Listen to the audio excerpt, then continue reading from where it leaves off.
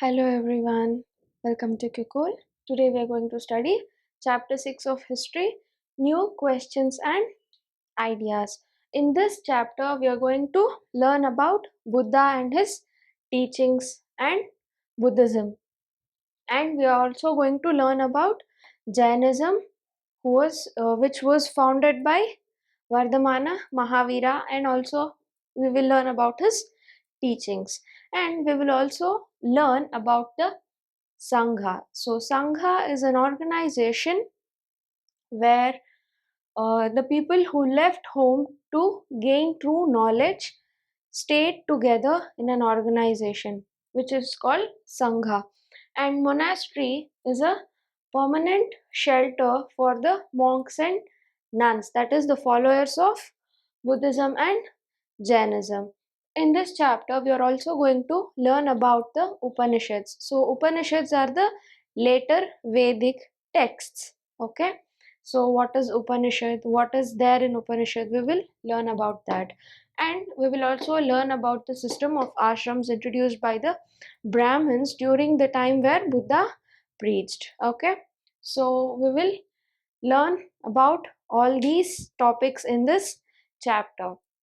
So, before that, we have to know what are the reasons that gave rise to new questions and ideas. Okay, so as we know, there were so many rapid changes happening in the society. That is, Mahajanapadas became more powerful. Okay, and new kingdoms started to emerge. Okay, and apart from these reasons, uh, performing rituals and sacrifices became hectic and very much expensive. Okay, and if they had to study Vedas, they had to depend upon the Brahmins to study and understand the Vedas, as it was written in the Sanskrit language. So they had to always depend upon the Brahmins to learn it. So that was also one of the reasons which gave rise to the new questions. Okay, and the practice of untouchability. Many oppose the system of untouchability. Okay, so due to all these reasons, new two new religions emerged. Okay, that is Buddhism and Jainism. So first we will learn about Buddha, okay, or Buddhism. Let us know about the story of Buddha and also learn about the teachings of Buddha. So 2500 years ago, Siddhartha was born to a king named Shuddhodana and the queen named Maya Devi. So Siddhartha was a Kshatriya prince of Shakyagana. Okay, so Shuddhodana was the king of Kapilavastu. He was one of the kings from the Shakya clan. Okay, so after Siddhartha was born, a prophecy was foretold that Siddhartha would become a great ruler or a holy man. So, from this, king was afraid that he would become a holy man, and what the king did was he shielded his son from all kinds of suffering, pain, and asceticism. Okay, but as years went by, once when Siddhartha had to go out of the palace and visit his kingdom, and he wanted to wander around the kingdom. Okay, so at that time he got to know about the sufferings, that is becoming old, disease, pain, and death. And and the other side he found was a ascetic. Okay, so after he saw that he got many questions in his mind. That is, so everyone had to go through the sufferings and the unhappiness in life. So, what is the cause for all the unhappiness and sufferings? He wanted to find answers for many such questions. So, Siddhartha left the comforts of the palace and started to travel from one place to another. He wandered for many years. Okay, so he also met people and held discussions with them.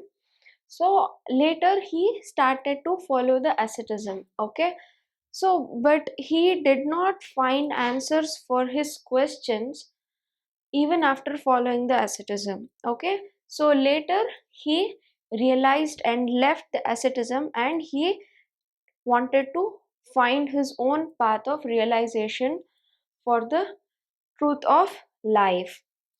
So Siddhartha left the asceticism and started meditating. He sat under the peepal tree.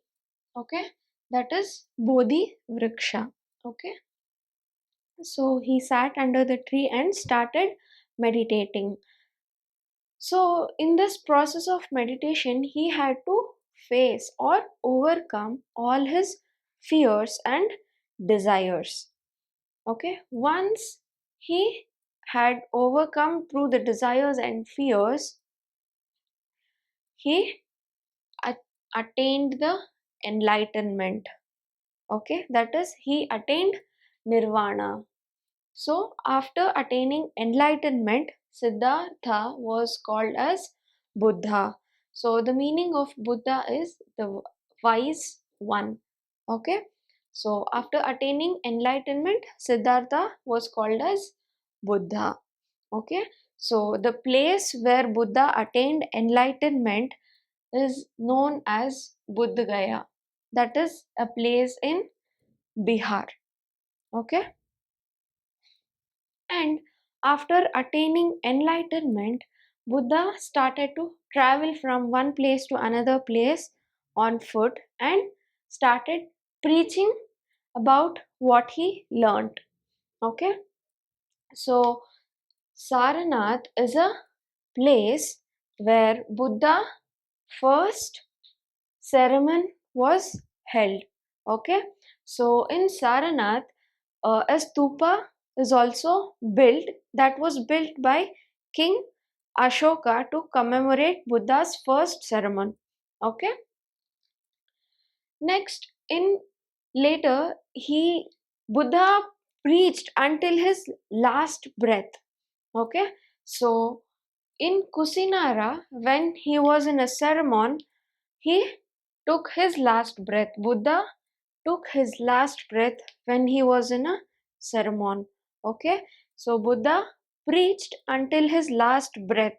Okay, so this is the story of Buddha.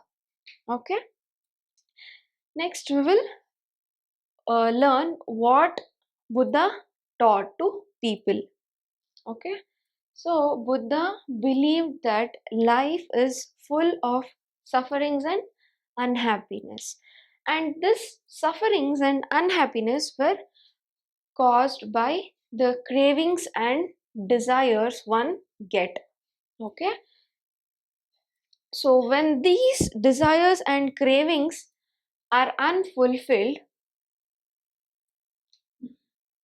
this unfulfilled desires and cravings leads to sufferings and unhappiness. Okay, so this is described by Buddha as tanha or thirst. Okay, next Buddha always taught people to be kind to others, even to animals. So, including animals, Buddha was against the animal sacrifices. So, in the last chapter, we learned that occasionally people also used to perform animal sacrifices. Okay, so Buddha was against the practice of animal sacrifices. He advised people to be kind even to an animal. Okay. Next, Buddha also believed in karma, the principle of cause and effect.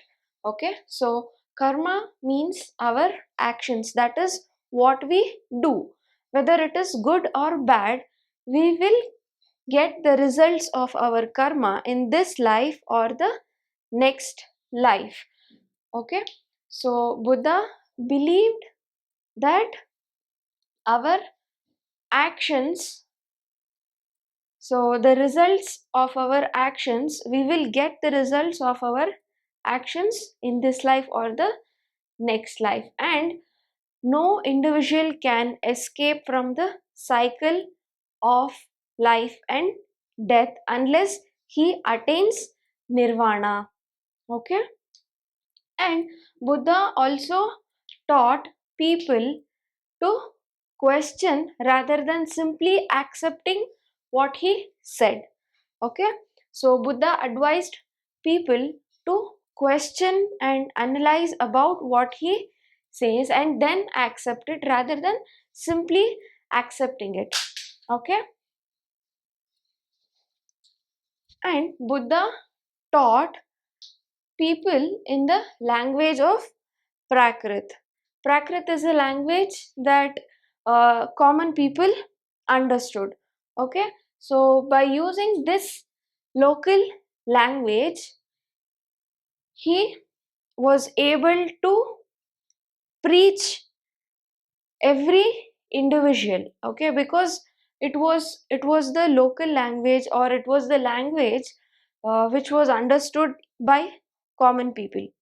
Okay, so that is why he used Prakrit language, and that is the reason why people got interested in teachings of Buddha, and he always preached using simple words and in the language which people can understand. Okay, so these are the teachings of Buddha. Okay, so Buddha always tried to teach people practically. Okay, so for that there is an given example story given in the textbook. Let us see that now. The story of Kisagothami. Here is a famous story about the Buddha. Once there was a woman named Kisagothami whose son had died. She was so sad that she roamed through the streets of the city carrying the child with her, asking for help to bring him back to life. A kind man took her to Buddha. The Buddha said, "Bring me a handful of mustard seeds and I will bring your child back to life." Kisagothami was overjoyed and started off at once. But Buddha gently stopped her and added, "The seeds must come from the house of a family where nobody has died." Kisagothami went from door to door, but whenever she went, she found out that someone or the other, mother, father, sister, brother, husband, wife, child, uncle, aunt, grandfather, grandmother had died. So, by this, Buddha taught Kisagothami that no one can escape from the cycle of life and death. Everyone had to go through the suffering of death. Okay, but we have to maintain moderation in our life, that is, we have to maintain the balance in our state of mind. That is how we can remove sufferings and unhappiness from our life. Okay, so this is all about Buddha, teachings of Buddha, and the way he used to preach people. Okay.